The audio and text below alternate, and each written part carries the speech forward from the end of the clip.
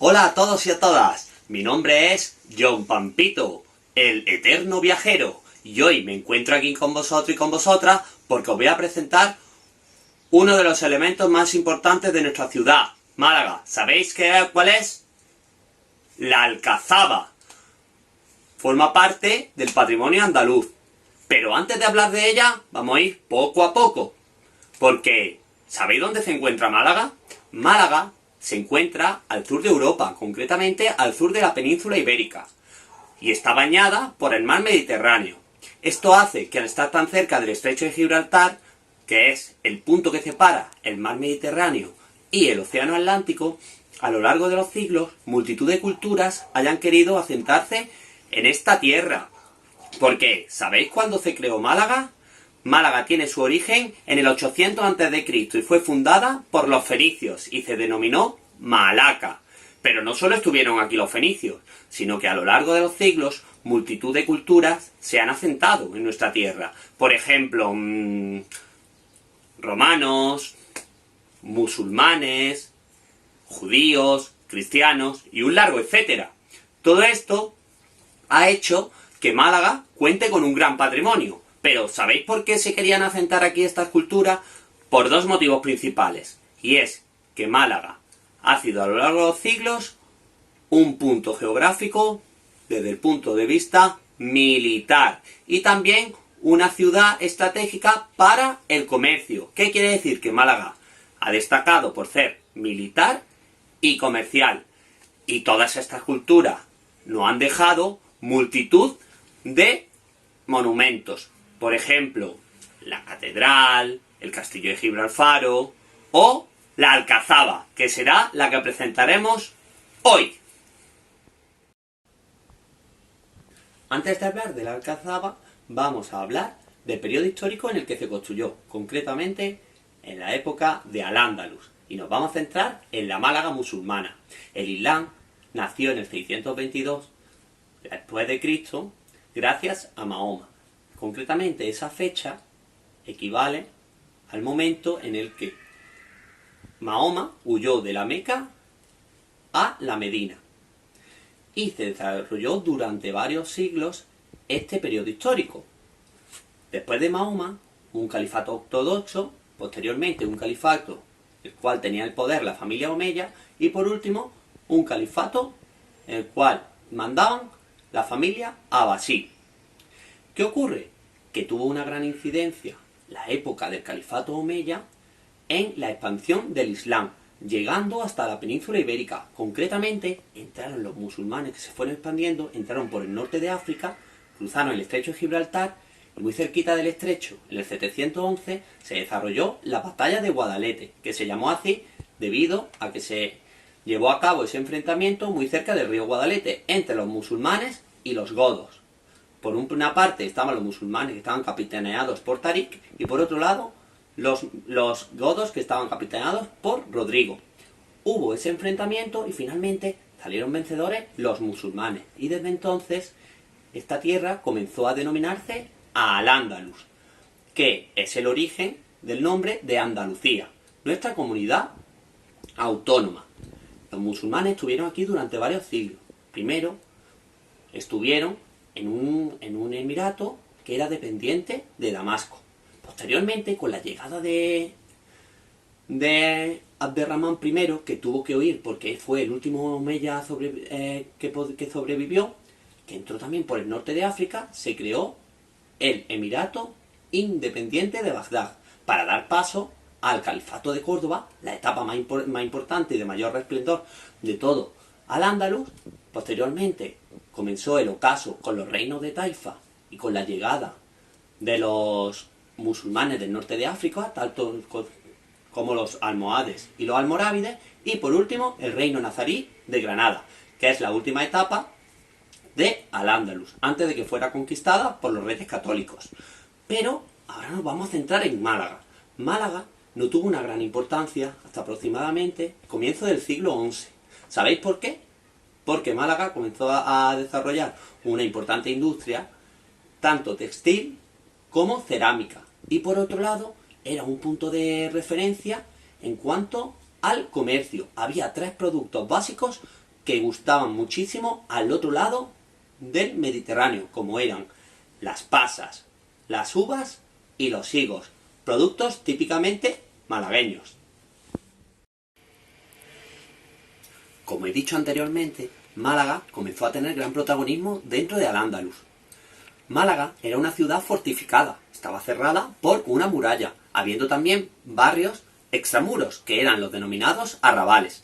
Pero tenía un problema, y era que Málaga no contaba con un lugar en el que pudieran albergar las personas más importantes, es decir, los gobernadores. Por eso se construyó a mediados del siglo XI la Alcazaba, que es un palacio amurallado, es decir, es tanto castillo como palacio, y se construyó por dos motivos principales. Como ya he dicho, en un primer momento se construyó para dar cabida a los gobernadores de la ciudad, y también servía de protección. ¿Por qué? Porque Málaga, como bien sabéis, se encuentra entre el mar y la montaña, y se aprovechó el monte Gibralfaro para incluir este edificio, ya que se encontraba a mayor altura y posibilitaba poder ver a los enemigos que llegaban tanto del mar como del monte.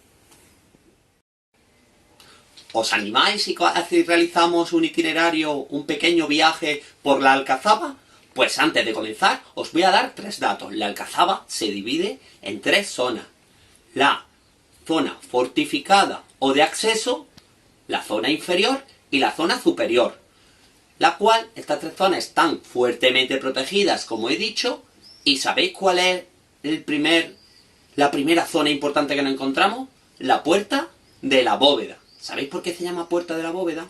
Es una puerta en recodo. ¿Sabéis lo que quiere decir en recodo? Si ponemos así el codo, pues así lo podéis ver. En recodo quiere decir que hacía una L y estaba así ubicada para dar mayor protección. Y se llamaba de las bóvedas porque justamente en la zona superior se ubicaba una bóveda vaída, que quiere decir que estaba un poco achatada por la zona superior.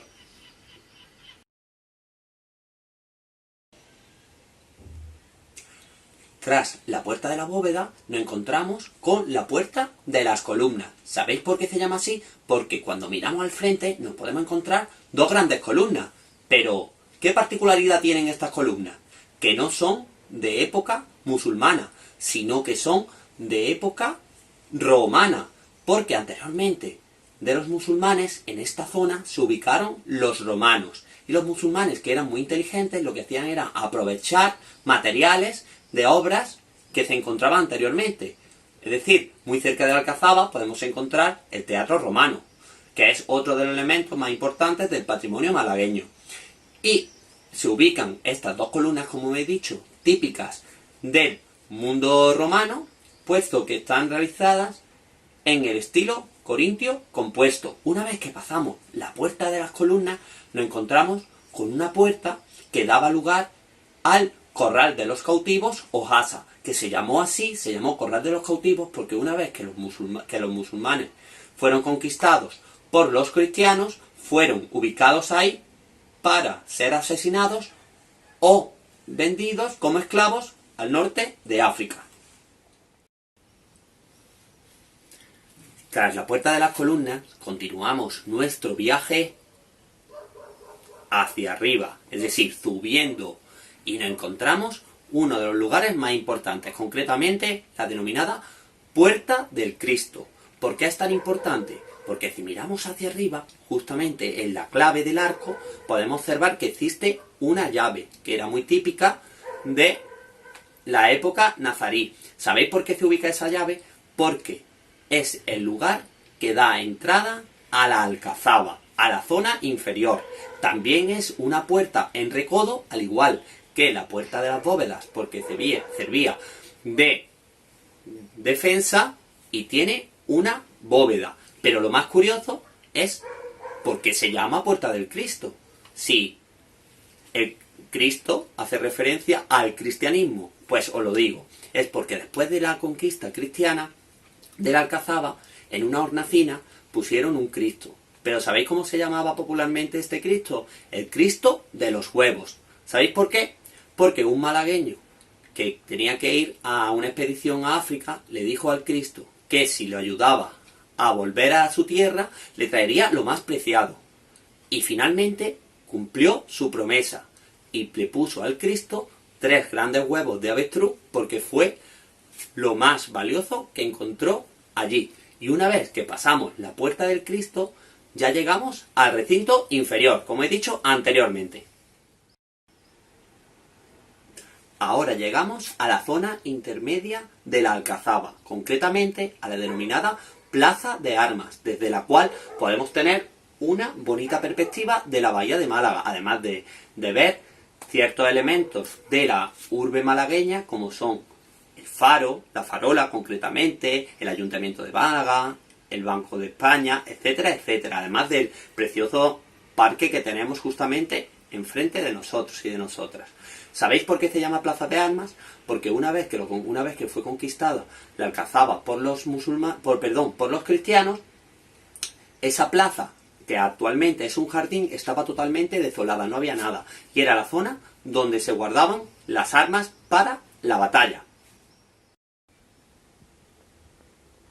Continuando nuestro viaje, seguimos subiendo el monte y nos encontramos la Puerta de los Arcos de Granada, también llamada Puerta de los Cuartos de Granada, que es una gran torre que sirve de protección y que es muy importante porque es justamente el lugar que nos da paso a la zona palaciega, es decir, a la zona superior del recinto. Además, existe una curiosidad muy grande, y es que si giramos nuestra cabeza, desde allí podemos observar otro de los monumentos más importantes de nuestra ciudad, como es la Catedral de Málaga, conocida popularmente como la Amanquita.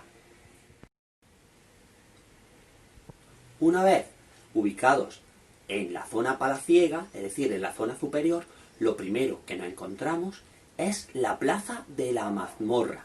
¿Sabéis por qué se llama Plaza de la Mazmorra?